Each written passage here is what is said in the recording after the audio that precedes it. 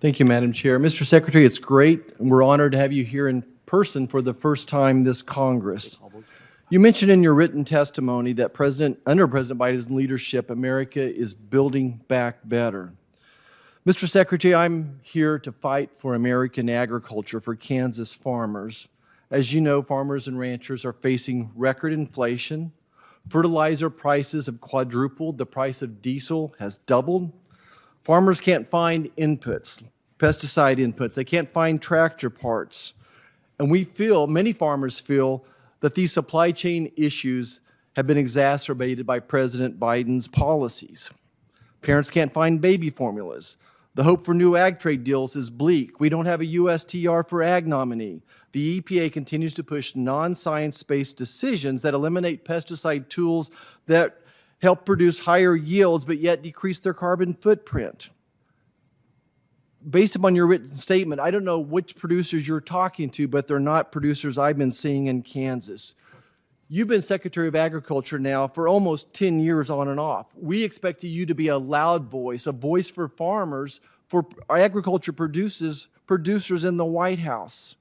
I want to follow up with Senator Grassley's comment about the U.S. Solicitor General's statement on federal presumption of pesticide labels, emphasizing that glyphosate is used in roughly 40% of acreage. It troubles me. I think you said you weren't consulted on this issue. We expect you to be proactive. Did you not speak to the President or the EPA about this? Are you not urging them? Do they not understand how important these pesticides are to decrease the carbon footprint and increase the production of our land? Again, you've been doing this for 10 years. We expected a loud voice. Or maybe you agree with the administration. Maybe you agree with the EPA. I'm sorry, I'm not sure what the question is. Yeah, Senator. Why aren't you a louder voice? Why aren't you being proactive? It troubles me that you're not willing to speak up for American agriculture with this administration and push back on the EPA, to push back on the White House's policies when it's in regards to this glyphosate. Well, Senator, in fairness, let's take a look at the record. You mentioned exports and trade. We've had a record export year. Can you speak to my question? Can you answer my question? will. Are you pushing back on the glyphosate issue? Well, I've actually talked to the EPA about protective crop protection and encouraged the EPA to continue to follow the science.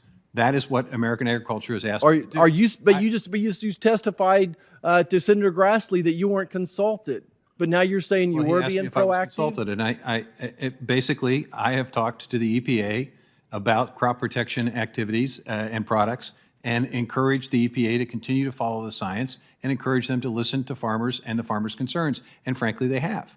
And so, with all due respect, I am representing farmers. We're representing farmers on things like E15. We're representing farmers on record trade. We're representing farmers on climate-smart agriculture and providing resources. We're representing farmers in terms of disaster assistance. $6 billion of pandemic assistance came out from this department. Thank you, Mr. Secretary. I want to go on to my next question. Wow. I want to talk about fertilizers just for a second. As you know, nitrogen-based fertilizers are dependent upon natural gas as a substrate as well as to heat the process up. Natural gas has doubled.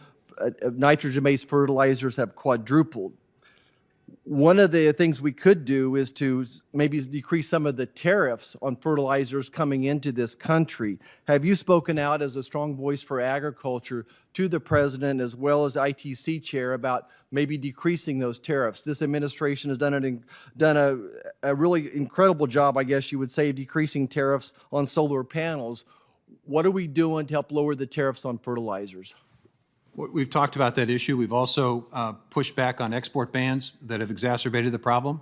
I've been very vocal about that. We've created alternative risk management tools for farmers to be able to reduce the amount of nitrogen fertilizer that they need and be able to be compensated for the crops that they may not be able to produce. We've talked about conservation programs in terms of precision agriculture. I need to get one more question in here if I can.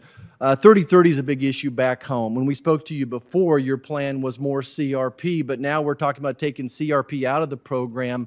How do you balance those goals of this administration? What does that look like going forward to you? Trust in the farmers. Farmers are basically speaking to us in terms of what their needs are.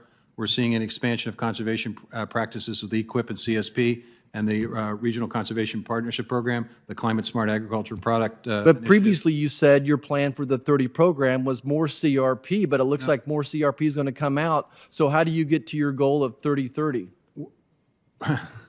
The 30-30 goal, Senator, includes conservation programs. It isn't just simply CRP. I would also point out to you that we are making an effort in terms of grasslands. We're seeing an increased activity in terms of CRP on grasslands. Farmers, however, we trust farmers to make the right choice and set of decisions for their operation. This year, they're taking roughly net 1 million acres out of the program and putting it into production. That's their choice. That's their decision.